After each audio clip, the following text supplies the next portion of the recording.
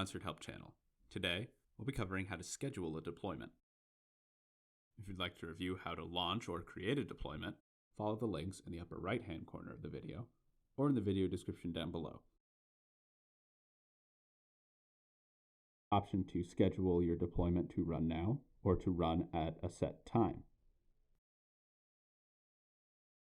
Concert also allows you to add a recurring schedule.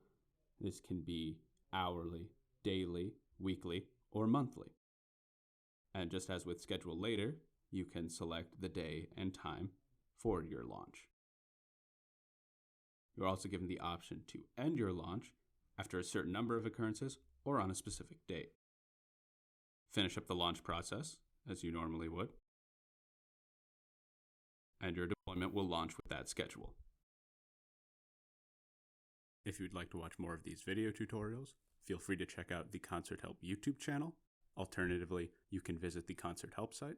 And as always, the relevant links are in the video description down below. In the meantime, I hope you found this video helpful, and thank you for using Concert.